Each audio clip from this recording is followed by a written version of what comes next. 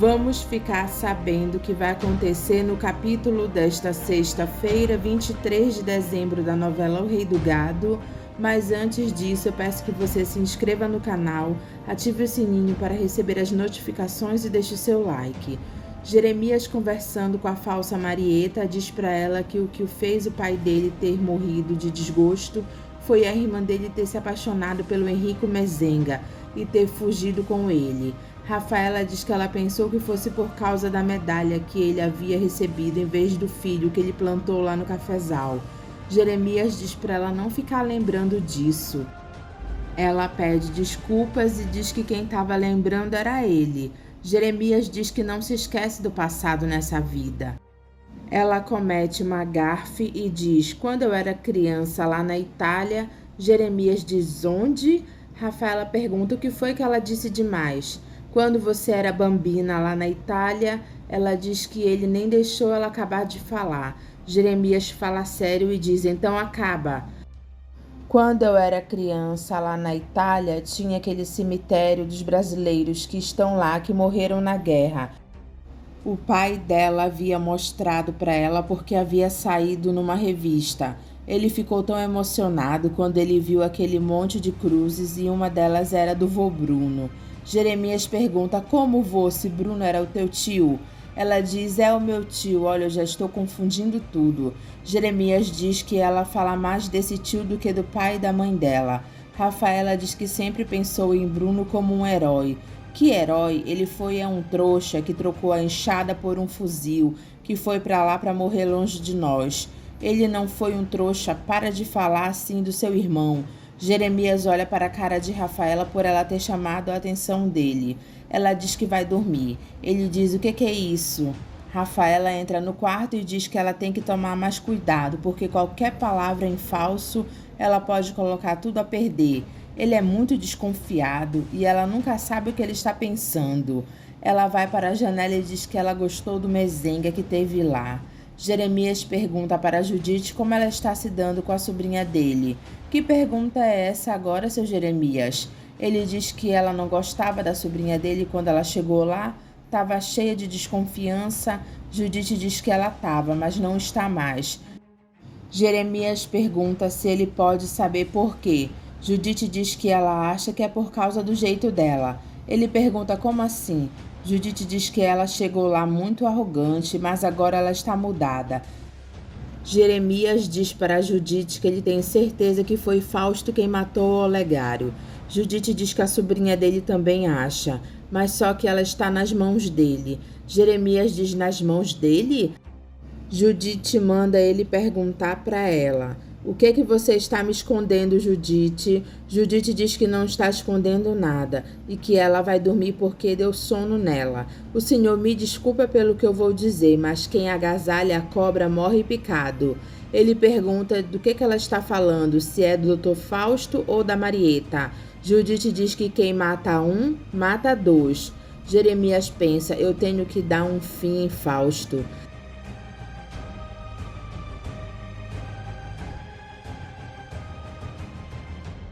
Já no dia seguinte, Fausto se aproxima da casa de Jeremias de carro. Judite anda pela casa e percebe que não tem ninguém na casa. Fausto se aproxima cada vez mais da fazenda de Jeremias e alguém aponta uma arma se preparando para quando ele chegar perto. Fausto vê a arma que está apontada para ele. Dão o primeiro tiro. Fausto se assusta e vê que o vidro do carro dele quebrou. Dão um segundo tiro e quebra o vidro traseiro do carro. Dão um terceiro tiro que pega na cabeça de Fausto e ele morre na hora. Estão enterrando Fausto e Jeremias diz para o delegado que quem fez isso tem uma ótima pontaria. O delegado diz para Jeremias que quem fez isso acabou com as preocupações dele, né? E com as suas também, não é? O delegado fica calado. Jeremias joga um pouco de terra no caixão de Fausto e diz que o diabo te carregue. Judite conta para a falsa Marieta que Fausto levou um tiro na nuca, que foi bem dado. Rafaela pergunta quem será que fez isso. Desde quando eu cheguei aqui é a segunda morte que acontece. Judite diz que isso não acontecia antes lá. Rafaela diz que ela está assustada com isso.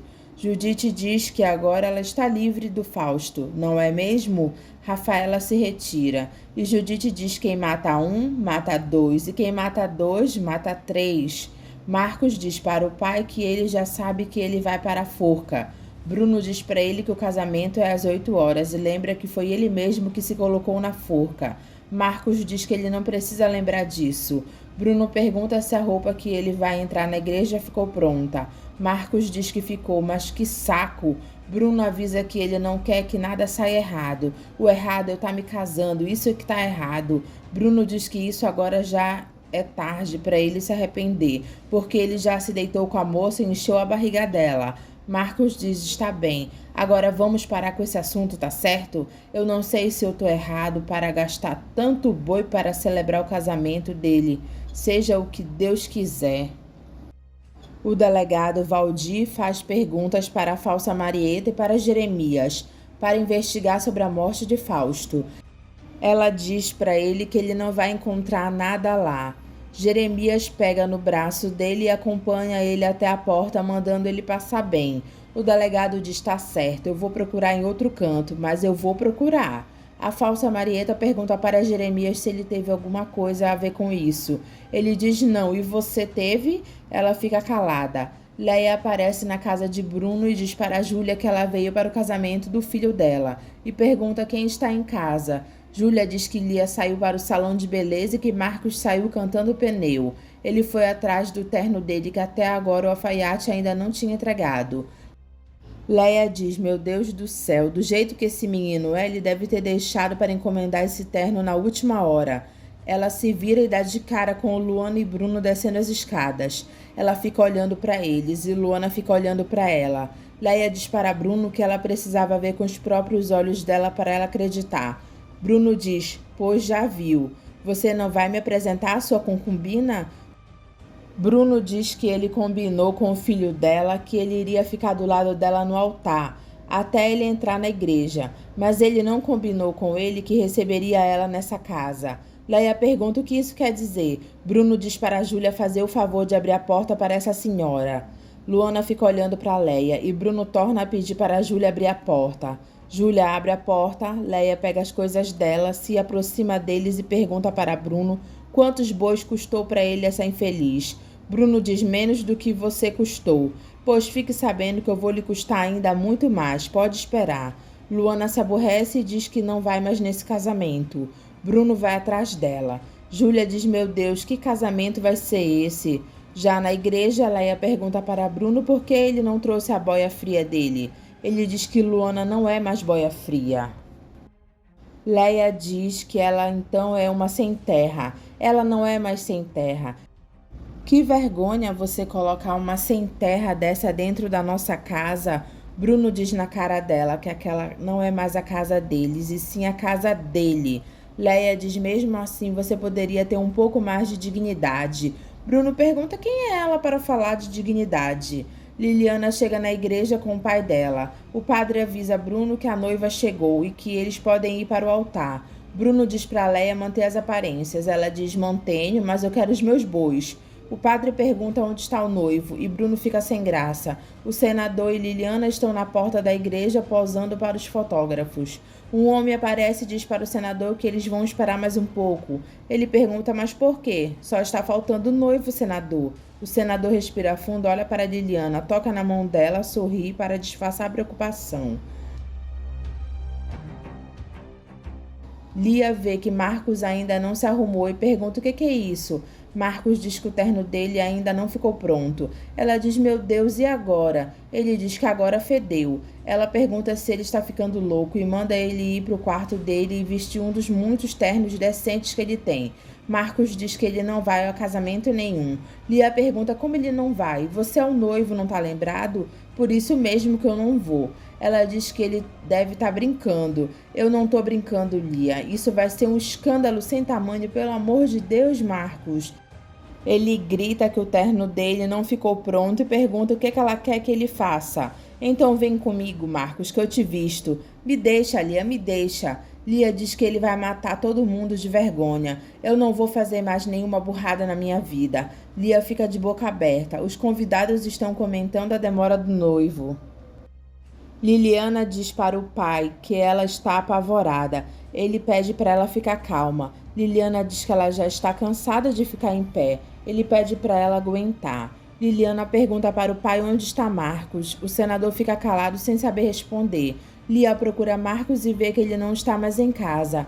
Marcos aparece dirigindo e bebendo. Liliana diz para o pai que ela não aguenta mais. Calma, minha filha, mas o que está acontecendo, hein? O padre pergunta para Bruno onde está o filho dele. Bruno fica calado. Marcos diz no carro completamente bêbado que ele é o filho do rei do gado, mas ele não é boi para ir para o abate sem se dar conta. Desculpa, Liliana, mas eu não te amo. Liliana diz para o pai que Marcos não gosta dela. Lia chega na igreja sozinha. Os dois veem o senador pergunta o que está acontecendo lá. Lia entra na igreja. Todos olham para ela. Ela fica sem graça, mas mesmo assim entra. Liliana pergunta para o pai cadê Marcos. O senador pergunta que palhaçada é essa? Liliana chora e pergunta para o pai cadê o Marcos. Lia fala no ouvido do pai que o Marcos não vai aparecer lá. Bruno fica irritado. Maria Rosa fica observando a situação e sai devagarinho. O senador vai para a porta da igreja e grita irritado. O que está acontecendo? Leia pergunta para Lia o que está acontecendo. Lia diz que o Marcos fugiu. Leia fica sem palavras. Todos ficam comentando. Bruno diz para todos na igreja que não vai mais haver casamento nenhum, mas vai haver festa ainda e todos estão convidados. Lia pergunta para o pai por que festa. Ele diz porque ele já pagou. Todos estão saindo da igreja e Liliana está chorando perguntando para o pai cadê o Marcos. Bruno fica morrendo de vergonha. Liliana fica chorando e o pai abraça ela pedindo para ela ficar calma. Ela fica de joelhos chorando e o senador diz para ela não fazer isso. Liliana diz que Marcos abandonou ela na porta da igreja. Marcos diz que isso que ele fez, o pai dele não vai perdoar ele nunca e que dessa vez ele vai deserdar ele. Eu só faço burrada nessa vida. Ele sai de lá com o carro. Bruno diz para o senador que ele não sabe nem como se desculpar. Se ele pudesse, ele cavava um buraco e sumia dentro dele. Eu não estou lhe culpando de nada, mezenga, mas eu não acredito que isso tenha acontecido com a minha filha. Rosa diz que isso já era de se esperar. Bruno diz a vontade dele é de esganar o desgraçado. Não fala assim, pai, o Marcos deve estar arrasado. Rosa pergunta para Lia se ela ainda quer defender o irmão dela. Não, dona Rosa, eu não estou querendo defender ninguém, mas a sua filha sempre soube que ele não gostava dela o bastante para encarar esse casamento. Liliana sai da sala com raiva. Rosa olha para o senador e diz que eles ainda têm que ouvir uma coisa dessas, com licença. Bruno pergunta para o senador se ele pode fazer alguma coisa para remediar essa situação. O senador diz que ele não pode fazer nada. Bruno mezenga, mas eu acho que a nossa amizade termina aqui. Bruno fica sem graça e Lia diz que ela acha que é melhor eles irem embora. O senador diz, por favor. Liliana diz para a mãe que o filho dela nunca será um mezenga e que aquele safado do Marcos nunca vai chegar perto dele. Rosa fica triste ao ver a filha chorando.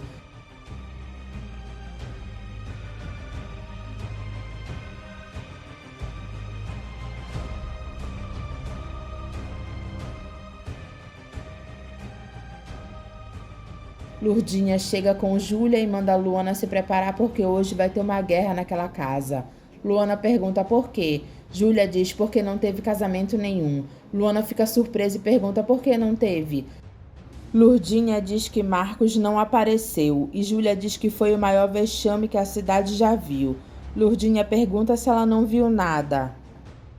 Luana diz que ela não viu porque ela estava trancada no quarto. Júlia pergunta por Marcos e Luana diz que ela não sabe. Ela acha que não tem ninguém na casa. Lurdinha diz que Marcos se mandou. Imagina que ele ia ficar aqui esperando o pai. Luana pergunta por Leia. Júlia diz para ela não se preocupar, que com a confusão que teve na igreja, Bruno largou ela lá no altar sozinha e se mandou com Lia atrás da noiva. Bruno aparece e pede para Luana ir com ele. Luana diz que ela gosta demais dele.